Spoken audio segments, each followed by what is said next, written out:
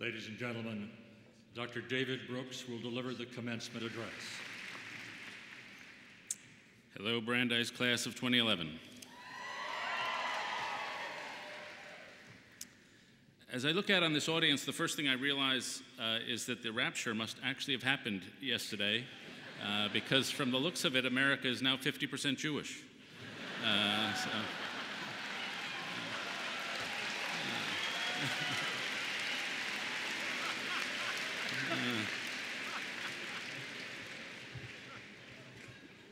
The second thing I realize is that some of you may not have graduated from college before and may not know the etiquette. It's customary after you get your degree to give the president a little tip, 10 or 20 bucks, just to show he did a good job. It's also customary to give the commencement speaker a little something, no more than 15 or 20% of your annual tuition. The money is not for me. It's going straight to the Yo-Yo Ma for President campaign.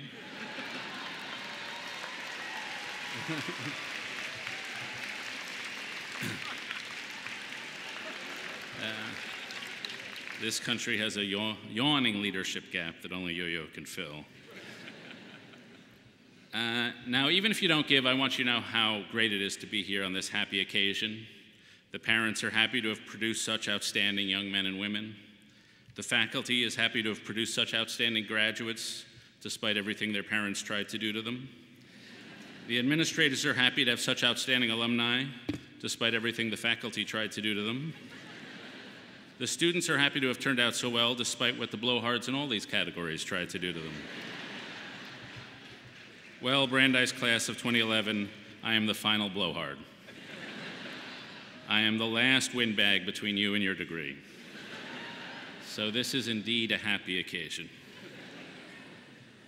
Now, over the past few years, we've learned a lot about happiness. We've learned that the relationship between money and happiness is weak. Once you hit the middle class, getting richer isn't going to make you that much happier. The relationship between friendship and happiness is strong. Joining a club that meets just once a month produces the same happiness gain as doubling your income. The daily activity that contributes most to happiness is having dinner with friends and sex.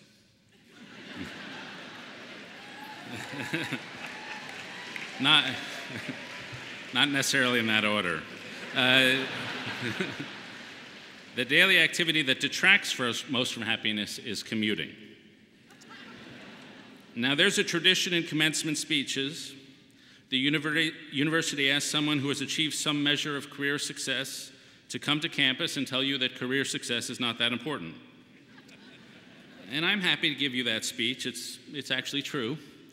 I just had a book hit #1 on the New York Times bestseller list, and I consider myself as shallow as the next guy. But I found the whole experience kind of flat. The commercial success of that book was actually sort of a big nothing burger. The only thing that mattered to me was when people I admire engaged the book in a serious way, as happened to be magically last night here at Brandeis. And this confirms my general experience, which is that achieving some career success means you don't have to feel the negative experience of feeling like you're a failure, but it doesn't produce much in the positive sense of joy. But I've decided not to talk about success and failure in the abstract today. I've decided to talk about the specific experience you Brandeis grads will experience over the next 5 or 10 years. Think of this experience as leaving a chute. Over the past 15 years of your life, you've been funneled through a set of rigorous and supervised institutions. The paths have been reasonably well marked out, the grades you had to get, the tests you had to do well on. But starting today, or in a few years when you leave graduate school, you will shoot out into a world which is unprecedentedly wide open, with an unmarked variety of lifestyle options, a global variety of places to live, an incredible diverse number of careers, most of which you've never even heard of. There will be an extreme contrast between the life you led until today and the life you will start tomorrow, from high-pressure structure to an extreme lack of structure. Young Americans today live the most supervised childhoods in American history. The University of Michigan does these time analysis studies, and they found that over the last few decades, the amount of time young people spend just hanging around on their own has declined by about a third. The amount of time they spend in adult structured supervised activities has risen by about a third. Soccer practice, piano practice, SAT prep, LSAT prep. And so we now have these public cartoon characters to symbolize the new mode of child rearing. We have tiger moms, Uber moms, helicopter parents. And where I live, you can see the Uber moms coming to pick up their kids at elementary schools in the afternoons. The Uber moms are highly successful career women who've taken time off to make sure all their kids can get into Brandeis. The kids come out with these 80-pound backpacks on their backs, stuffed with books, so if the wind blows them over, they're like beetles sort of stuck there on the ground. The parents usually drive Saabs and Audis and Volvos because in my kind of suburb, it's socially acceptable to have a luxury car so long as it comes from a country hostile to U.S. foreign policy.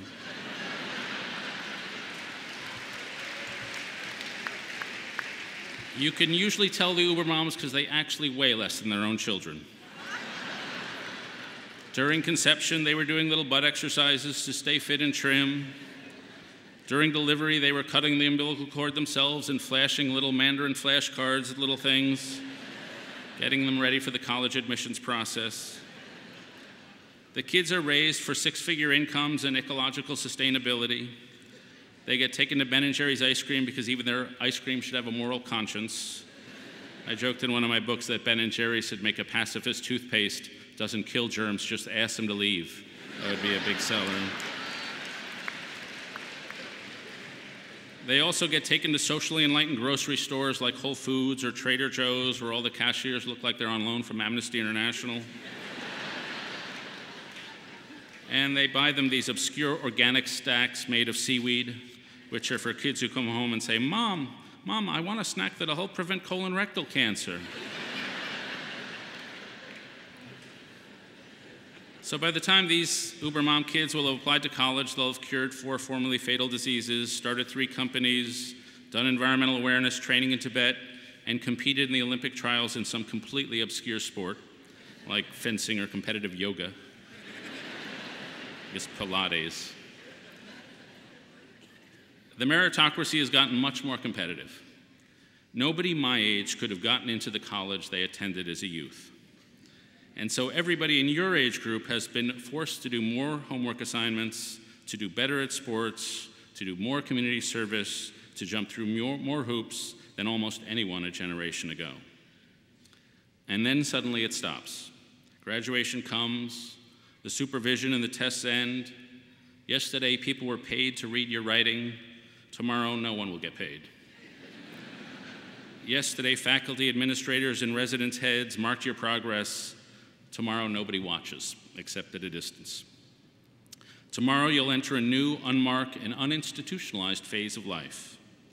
And if you're like most people your age, you're going to spend the next 10 years wandering around American society. People who graduated from college a generation ago usually did 4 things in rapid succession. They got their degree, they found a job, they got married, and they bought a home. In 1960, the vast majority of college grads had done these things by age 30. Now the situation is the reversed. The vast majority have not done these things by age 30. Today you get your degree, but if you're like most college grads, you'll spend the next decade of your lives moving from city to city, from school to school, from job to job, temping, bartending, teaching, interning, experimenting with different careers and lifestyles. While you do this, by the way, your parents will be going slowly insane.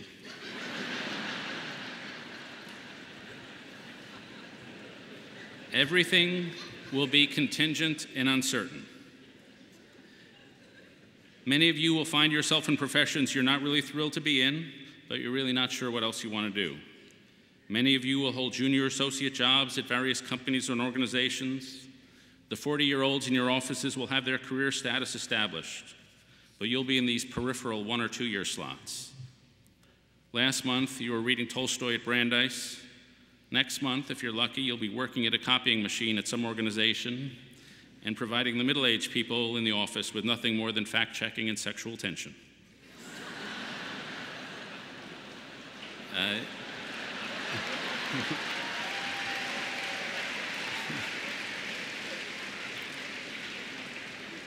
That was supposed to be a throwaway line you wouldn't notice. You'll have to figure out for yourself how much you can suck up to your superiors without losing all self-respect. You'll have to figure out what age in your 20s you should really stop playing Mortal Kombat. Most of all, you'll have to figure out how to tie yourself down. In America, we celebrate freedom, but the fulfilled existence is more like the movie It's a Wonderful Life, where Jimmy Stewart's character dreamed of getting away and being free, but the real meaning of his life came from the things he was irredeemably tied down and committed to: his family, his town, and his bank. Over the next several years, you will be compelled to go hunting for commitments. This hunt for commitments will require extraordinary skill. You can't just commit to the first thing that comes along, but you can't wait and miss your opportunities. You have to struggle against the signals of your culture and commit to serious things that will give your life significance. Once you pounce on your commitment, you have to dig in your teeth and hang on in good times and bad.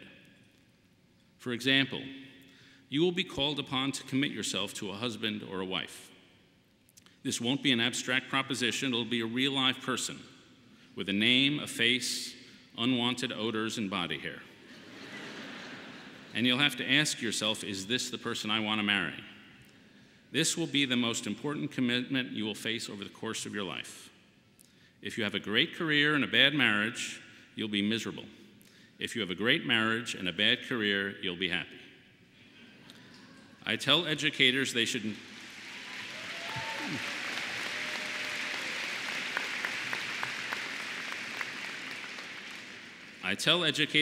compel every student to major in marriage. Students should be compelled to take courses on the psychology of marriage, the literature of marriage, the neuroscience of marriage, the history of marriage. Nobody listens to me, so in your 20s, you'll have to assign yourself your own curriculum and prepare yourself for this enormous task. You'll also have to commit yourself to a problem. I think it's a mistake to ask yourself, what career do I want to have? It's better to ask, what problem is life summoning me to tackle?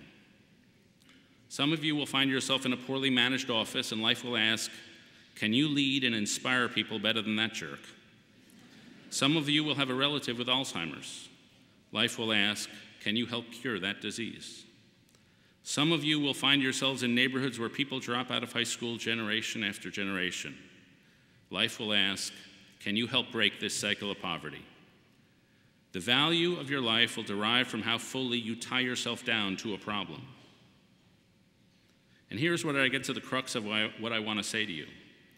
When you exit the world of the educational system and enter the commitment hunt, you will be called to practice an overlapping but slightly different set of skills. Instead of answering questions others pose, you'll have to be the one choosing the questions. Instead of completing a set of assignments, you'll have to scan a very confusing landscape and create your own assignments. As a commitment hunter, you'll have to possess metas, a Greek word which means looking over a landscape and having the ability to discern important patterns and trends. You'll have to possess equipoise, the ability to look inside your own mind, observe your own weaknesses, and correct for them. You'll have to practice sympathy, the ability to look across a social landscape and be sensitive to the emotional cues of the people around you. You'll have to practice mindsight, the ability to quiet your own prejudices so you can really absorb the wisdom of the people around you. You'll have to observe propriety, the ability to practice small acts of self-control, habits, and etiquette, so when the big moral challenges come along, you will have the character muscles to meet them. These skills overlap with, as I say, but are different from the schools that helped you excel in school. There's a big difference between getting a good GPA, which requires you to do well across a range of subjects, and making a commitment to the world, which calls on you to be maniacally focused on just one subject. Some of the people who did really well in school will struggle in the next chapter of life, and vice versa. The average self-made millionaire in this country had a collegiate GPA of 2.75. Thank you from the back of the room. Some of your friends who scrape by at the back of the class, be nice to them. In a few years, you'll have a new name for them, boss. Some of the skills you'll need are scanning skills. They are the skills of observing the world closely and making sense of what you see. Some of them are emotional skills, being able to detect and understand your own and other people's feelings and passions. And so how does one develop these skills? Well, the good news is the single best way is to get a good liberal arts education of the sort you've received at Brandeis. When you read history, you get a wealth of metaphors and historical analogies, and you can use those patterns to make sense of the world. When you read a novel or listen to a piece of music, you move along with the characters. You begin to absorb and internalize their emotional states. You widen your repertoire of emotions, and you're able to make more subtle emotional valuations. When you're around creative and idiosyncratic people, you widen your vocabulary of personality types. When you're asked to write paper after paper, you become better at arduously plumbing your own unconscious intuitions and bringing them rigorously to the surface. At Brandeis, you've had two educations. The first education gave you a set of conscious skills, and that's a very important education. But second, you educated your emotions. You absorbed ways of being from your professors and your peers. You absorbed ways of thinking and reacting. You absorbed standards of how a decent person lives. This second education doesn't work the way a scholastic education works. In the formal curriculum, the teacher describes what's going to be learned, and everybody marches through it. In the informal education, the information comes indirectly and obliquely.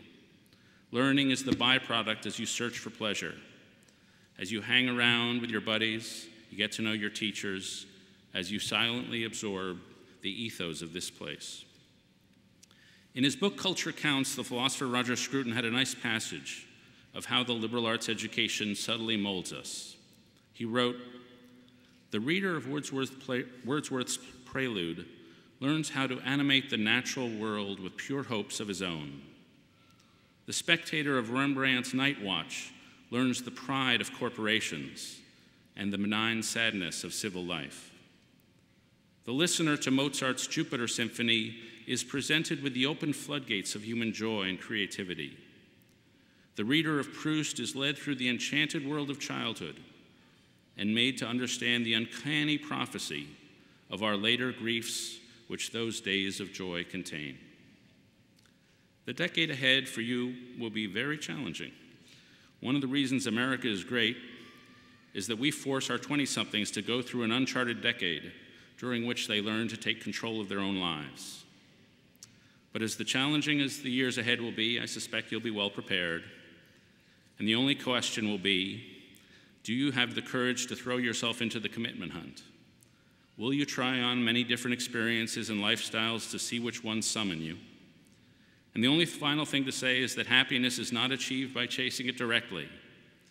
Your worth and happiness will be a byproduct of how zestfully you engage the commitments life throws in your path. Most of us are egotistical, and most of us are self-concerned most of the time. But it's nonetheless true that life comes to a point only when the self dissolves into some larger task and summons. The purpose in life is not to find yourself, it's to lose yourself. Thank you for your attention.